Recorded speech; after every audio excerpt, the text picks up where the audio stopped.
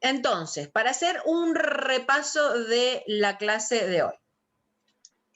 Uniones químicas, ¿qué dijimos que era? Los uniones químicas o enlaces químicos dijimos que son la fuerza que actúa entre dos o más átomos para formar sustancias o moléculas con propiedades físicas y químicas distintas. Es decir, estas fuerzas tienen que ser lo suficientemente grandes como para formar una estructura nueva.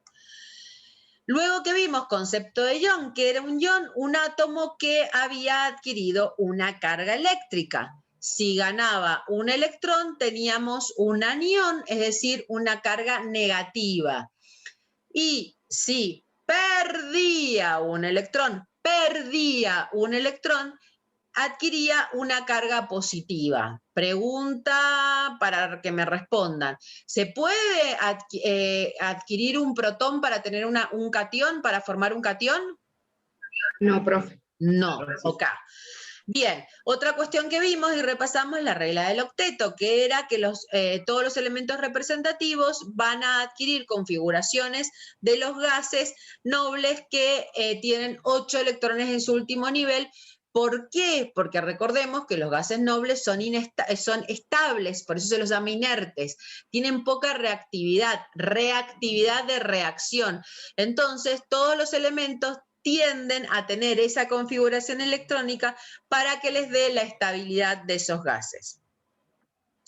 Luego vimos las uniones iónicas. Uniones iónicas se dan entre iones, partículas cargadas. Por lo tanto, las uniones iónicas se dan entre elementos que han perdido un electrón, carga positiva, elementos que han ganado un electrón, carga negativa. En el caso, uniones iónicas se dan entre metales y no metales, elementos con gran diferencia de electronegatividad. Uniones covalentes, ¿qué pasa? Se dan entre dos no metales. La diferencia entre la electronegatividad de estos es pequeña. ¿Qué voy a tener? Enlaces simples cuando se comparte un electrón, doble cuando se comparten dos, triples cuando se comparten tres. Es decir, cada átomo pone 3 electrones, son 3 pares de electrones. Dentro de estas uniones covalentes habíamos visto las polares y las no polares. Las no polares son las que generalmente la molécula está formada por elementos con la misma electronegatividad, es decir, no hay densidad de cargas. Mientras que en elementos como el caso, por ejemplo, que nosotros desarrollamos, que era el cloruro de hidrógeno, tengo un elemento muy electronegativo como el cloro y uno con menor electronegatividad, casi nula, que es el hidrógeno, se forma una densidad de electrones sobre el cloro, dejando una densidad de carga positiva sobre el hidrógeno. Esto hace que se forme una molécula polar. ¿Es lo mismo esto que una unión iónica? No, porque si bien el hidrógeno es un debilucho, mantiene su electrón. O sea, no se lo cede al cloro. En el caso que se lo cediera, sí tendría una carga positiva y hablaríamos de una unión iónica. Pero acá nadie cede nada, comparten.